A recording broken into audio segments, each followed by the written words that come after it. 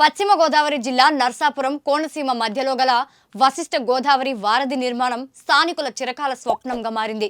ఏళ్లు గడుస్తున్నా ఇక్కడ సరైన రవాణా సదుపాయం లేక ప్రజలు ఎన్నో ఇబ్బందులు పడుతున్నారు. ఈ నేపథ్యంలో ముగ్గురు సీఎంలు శంకుస్థాపన చేసినా పూర్తి కాని ఈ ప్రాజెక్టుపై మెగా9 స్పెషల్ ఫోకస్.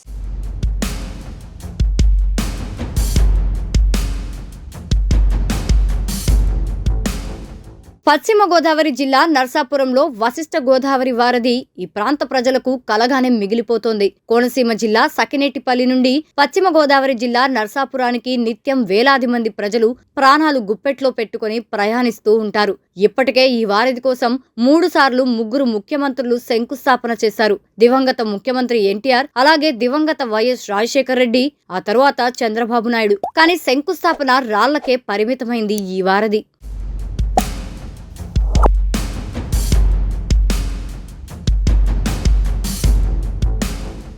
గతంలో నర్సాపురంలో నిర్మించాల్సిన బ్రిడ్జిని చించినాడలో నిర్మించారు. ఇప్పుడు మళ్లీ నర్సాపురం వారధిగా నిర్మించాల్సిన ఈ బ్రిడ్జిని మరోసారి రాజులంక దగ్గర నిర్మిస్తామనడంతో ఇక్కడ ప్రజలు అయోమయంలో పట్టారు. నిత్యం సకినేటిపల్లి నుంచి నర్సాపురానికి వైద్యం కోసం, అలాగే విద్యార్థులు చదువుకోవడానికి ఏ వస్తువు కోసమైనా సరే నిత్యం ప్రజలు పంటు మీద నర్సాపురానికి ప్రయాణం చేస్తూ ఉంటారు. ఇక వర్షాకాలంలో పంటిని నడపడానికి వీలుండదు. ఎందుకంటే గోదావరి ఉధృతంగా ప్రవహిస్తూ ఉంటుంది. అలాగే రాత్రి 9 దాటిన తర్వాత ప్రయాణం చేయటానికి కూడా వీలుండదు. అలాగే మెడికల్ ఎమర్జెన్సీ వచ్చినా సరే ప్రాణాలు కోల్పోవడం తప్పించి వచ్చే మార్గం లేదు. అలా చించినాడు బ్రిడ్జి మీద నుంచి రావాలి అంటే ప్రజలు చాలా తీవ్ర ఇబ్బందులకు గురవుతున్నారు.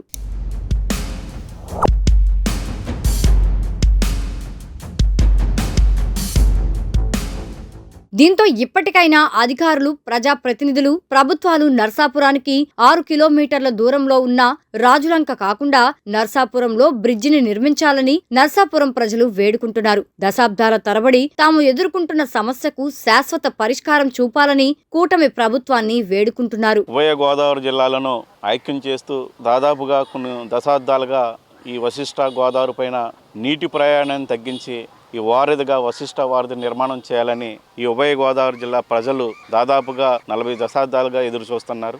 ఈ 40 దశాబ్దాల కాలంలో నందమూరి తారక రామారావు గారు, రాజశేఖర రెడ్డి, చంద్రబాబు నాయుడు గారు, కిరణ్ కుమార్ రెడ్డి గారు, రోషయ్య గారు, జగన్మోహన్ రెడ్డి గారు అనేక మంది ముఖ్యమంత్రులు ప్రధానమైన వాగ్దానం ఉభయ గోదావరి జిల్లాను ఐక్యం చేసి వశిష్ఠ వారధి నిర్మాణం చేస్తారు. కానీ ఏ ఎన్నికలు ఇచ్చిన వాగ్దానం ఇంతవరకు అమలు జరగలేదు.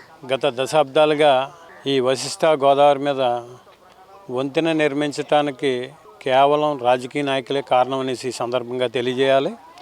ఎందుకంటే ప్రభుత్వాలు శాంక్షన్ చేశాయని, త్వరలో కట్టేస్తామని కళ్ళబొల్లి మాటలు చెప్తూ ఈ ఎలక్షన్ స్టంట్కి వచ్చేటప్పటికేమో ఖచ్చితంగా మీ వశిష్ఠ గోదావరి మీద వంతెన నిర్మిస్తామని మాట్లాడటమే తప్ప ఏనాడు పూర్తి చేసిన దకాణాలు లేదు.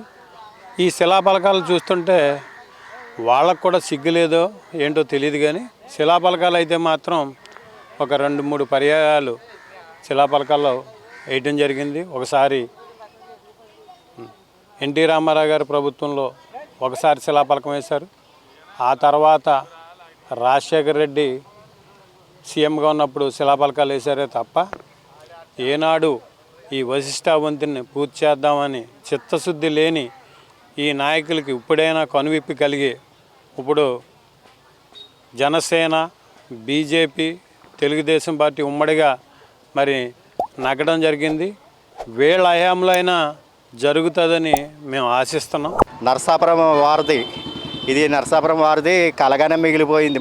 3 సార్లు శంకుస్థాపన జరిగింది. ఎన్టీ రామారావు చేశాడు, చంద్రబాబు నాయుడు గారు చేశారు, వైఎస్ రాజశేఖర్ గారు చేశారు. కానీ ఇప్పటికి కలగానే మిగిలిపోయింది.